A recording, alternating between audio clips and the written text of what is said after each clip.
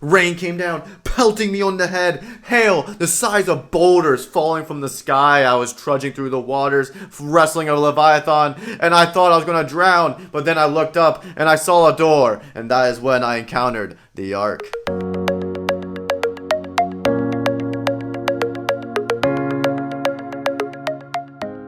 Not many people necessarily know about the Ark encounter, and obviously I am exaggerating my story there. It wasn't pouring down rain, at least not when I showed up to the Ark encounter that is based in Kentucky. Address pop up here. It wasn't raining that bad. When I first showed up, actually, it was very sunny, very nice weather, and as you can tell by these photos and by the videos, it was actually very nice weather when we pulled up. So I'm just going to give you a little bit of a walkthrough of what the Ark encounter is like and just some of my thoughts and reactions and my overall ideas of the place. So when you first pull up to the Ark encounter, the first thing that you'll see when you show up there is a sign. It notifies you that you're in the parking lot. And the parking lot's huge. And anyway, no one really cares about the parking lot. No one really cares about the sign either.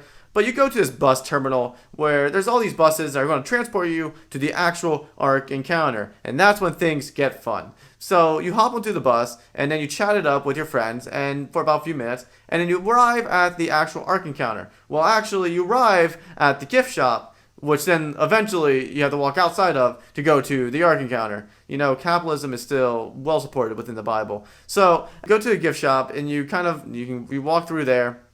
And then after you walk through the gift shop, then you head out into the open space, which then leads into what you actually see to be the Ark. You get to encounter the Ark, if you will. I'm going to keep throwing that word out there probably too much in this video. But you get to then eventually encounter the Ark. And it's actually a very cool building. It's a very cool complex. So actually, as you can tell in this photo, from a far out distance, you can already see the Ark. It's huge. It's ginormous. But you will come to realize that for code reasons probably and for practical reasons, it's not actually just a boat. It has some like stone pillars and stuff that keep it in place.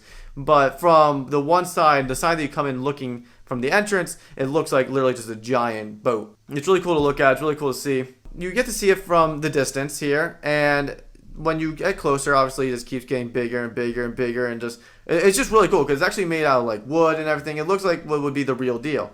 The sad thing, now here is a big disappointment. So you can see in this photo here that there's actually like a giant door to the Ark that this ramp leads up to.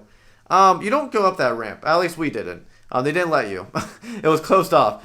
You actually had to go through. You had to go basically through this entranceway at the front of the Ark, which then led into the Ark itself.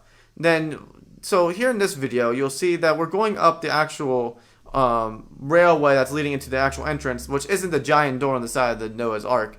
So it's kind of disappointing. Honestly, you kind of wish that you'd be able to go up those giant steps and just go through this giant door like you would be escaping the flood in the Bible times. But that's not exactly what goes on here. You just basically walk up this ramp. It very well takes away, if you're a Christian, it takes away from the submersion of the Noah experience, in my opinion. But hey, it's still a pretty cool place, all things considered. But you go up this walkway, which then leads into Noah's Ark. Not the actual Ark, you know, obviously. They don't have the real deal, at least not by what I'm aware of. But you go into the Ark, and then the first thing you'll see are just some of these like small cages things. These little small cages that would basically be representing what I guess they would hold either birds in or little rodents or whatever. You know, it's all kind of hypothetical. But it's actually kind of interesting because I never really thought about how the Ark would be structured. As a Christian myself, I never really thought about it. For someone who's not a Christian, they probably definitely didn't think about it. But you get, it's kind of like this area for like what you would call small animals. And that's kind of what they propose. And also in the meantime, something that's very interesting is that they're always playing, they have like ambiance in the background a lot of the time. Oh no! We move forward, lads! It's a typhoon! This storm will pass after 40 days. Pirates of the Caribbean line. Let's start believing in ghost stories. So as you can see in this little footage, there's like a speaker that's playing all this ambiance. And it adds to the experience, I suppose. But I didn't really, it's just kind of funny because it's just playing in the background the whole time. And you're like, oh, I guess it's supposed to be simulating that we're on the Ark, which makes sense at the end of the day. But then you go through the ark, and you have like what you would see in what you kind of would expect to see. You see like these basically cages and these exhibits that would be portraying where the animals may have stayed. I mean, this is one thing. They definitely overplayed the whole. Maybe not the word overplayed, but they definitely really hyped up the whole dinosaur thing. Like, dinosaurs were everywhere. They had, like, dinosaurs and T-Rexes and extinct species because that's where the bread and butter is. Now, granted, it'd probably be realistic to how it was. There would have been no species around probably at that time. But still, it's just kind of funny because they seem to really hype up the dinosaur thing. Like, even outside the ark, outside of those more realistic, I suppose, cages and stuff, they still had dinosaurs. That was like their whole thing. Like in the gift shop, dinosaurs and stuff. And I mean, it was just, they played it all up. The dinosaurs is a selling point, especially for the kids. So it makes sense. It's still a business. But anyway, so you would see these cages with like these unique plastic animals and stuff. But I think the things that interested me the most was the way it would actually be structured. So some of the exhibits here, they showed how they would have done maybe the water system, how they could have done the food system, how they would have fed the animals, how they would have stayed afloat, and all these different things. They just basically went over how the system could have been structured in a way that would have been plausible for that time period, and in a way that is actually sustainable for the amount of time they would have been on the water. So from that standpoint, it's very, very fascinating to me. Definitely the selling point were all the exhibits that portrayed these animals that you would never get to see, even though it is disappointing that they didn't have any live animals in the ark. Like, I didn't expect, obviously, to see live dinosaurs. Last I checked, they haven't been around for a long time.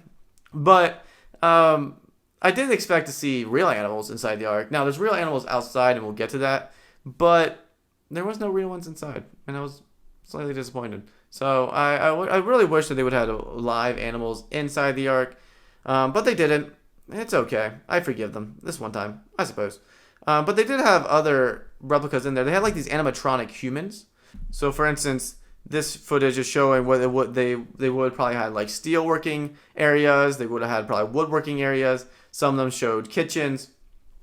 So they just had these different exhibits of what they would have been doing on the ark to keep it going. So they just had these. It's just interesting to me because I never really necessarily thought about it. I never thought, for instance, that they would have a metalworking fab in the ark, or I never thought they would have a woodworking in the ark. I guess it would make sense, but I never thought about a kitchen either. Even though practically speaking, there would have been a kitchen. So it was just very interesting, and also they showed what their bedrooms might have been set up as. Again, this is all speculation. No one knows for sure what this would have been like, but it's just interesting to think about because whenever I read the story of Noah, I never thought really of the practicals. I was always just like, okay, sounds like it could work, and just moved on in my life. So it's just very fascinating to see how they would have actually needed these things, and it makes sense. But yeah, now, granted, the one thing I will say about the ark, it was enjoyable. It's definitely worth the experience, I think, especially if you're a Christian. Just to get an idea of what it could have been like, I think is just good. But I will say there's a lot of the same things as well. So I mean, again, there's just a lot of these cages, a lot of just these different animal exhibits that, and there's a lot to read. So like if you enjoy reading, you can read it. But if you're not much of a reader, you're just seeing a bunch of plastic animals for a lot of it. And then there's some exhibits. And it would be a really long video if I'd go through every exhibit that was there. There was many there. But I think it would be cool to actually talk about my top 3 favorite exhibits and just show you what they were like. So let's go with number 3. Number 3, I'm going to have to go with definitely the ark structure. So apparently they pulled a bunch of different ark stories together and talked about their structures of their arks. So in some religion, apparently there was a massive worldwide flood.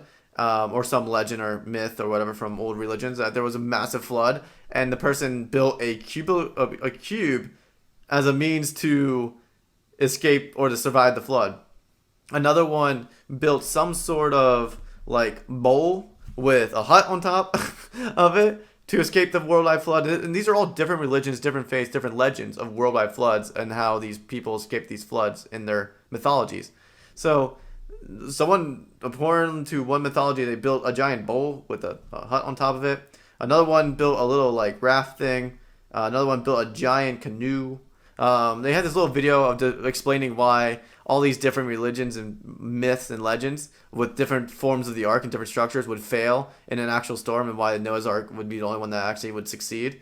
So I thought that was very interesting, just to learn about other myths and like learn more about other religions from the past that had also flood stories, and how they are still lesser, I guess, compared to the Bible story. It was just very interesting to learn about. But let's go with number 2.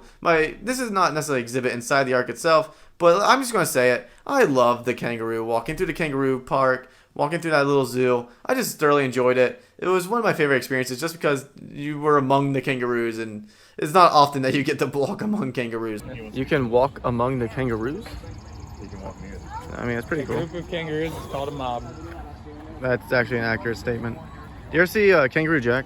Pin on the back. If they come up to you, you can't go to the sidewalk. Dude, that's cool. It was just a lot of fun for me, and I just thought that was a cool experience. But my favorite experience, my favorite exhibit was definitely the airplane exhibit.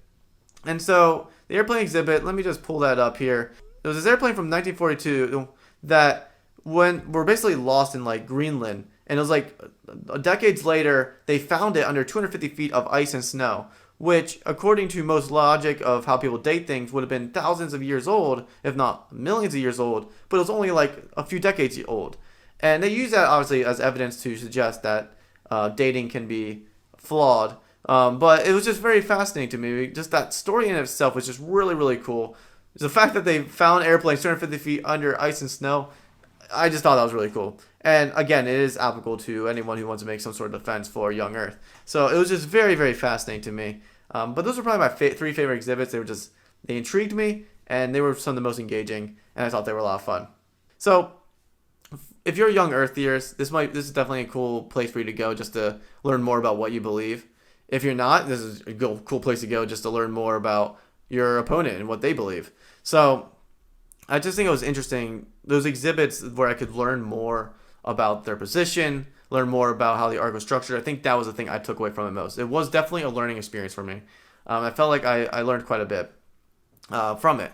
And so from that perspective, the ark can get kind of boring if you're just there to look around and not really read anything. It can get kind of old after a while because it's just a bunch of fake animals and plastic animals in cages. But if you enjoy reading, it's definitely a really cool place to go because you can learn a lot about the young Earth position. You can learn a lot about the practicals of how Noah's Ark would have been structured. Because again, for instance, they showed like how the feeding system would work, and using just technology they would have back then. It's just very fascinating. But at the end of the day, the Ark encountered inside. That was pretty much what you see. You would see exhibits about young Earth theory, exhibits about how Noah's Ark would have practically worked, and then a bunch of fake animals. But outside of Noah's Ark, you would have a few other things. They have a like little zoo thing outside of the Ark, which is really cool. Again, I wish they had live animals inside the Ark, but they have a little zoo outside the Ark, which has like kangaroos, has some monkeys and stuff, and it had a few other animals of interest, some birds, and some animals I don't even remember what they're called anymore. But there's a little zoo outside of the Ark, so that's a cool feature, and I really enjoyed that. They also have a buffet at the Ark, which, gotta say, the food at the buffet was incredible. Very good. But yeah, so me and my friends, we were told that you can spend all day there. You could. I mean, if you do all the reading, you could spend a whole day at the Ark if you read everything. But for me and my friends, we were only there for a few hours and then we left. It'll probably take you a couple hours to peruse through some of the reading and to go through all the exhibits and stuff. It'll probably take you a couple hours. They go through the eat food and then go through the zoo. It'll probably take you another hour or two. So you'll probably spend about 3 or 4 hours at the Ark if you're just casually going through it. It's still worth the experience, still worth the time.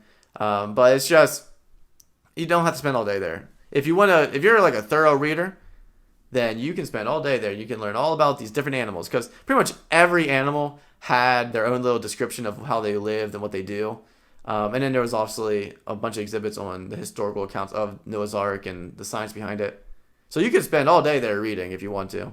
I read what I thought was interesting, and I ignored what I thought was not that interesting. So, but at the end of the day, I would say I would recommend going to the Ark Encounter. I think it's a cool experience, especially for Christians. And it definitely will teach you a little bit more about the younger theory. And you can agree with it however you will, but it would be a cool experience. I think it's a cool experience. And just gain perspective of what Noah's Ark would have been like would be interesting. So that's kind of my thoughts and my review of the Ark Encounter.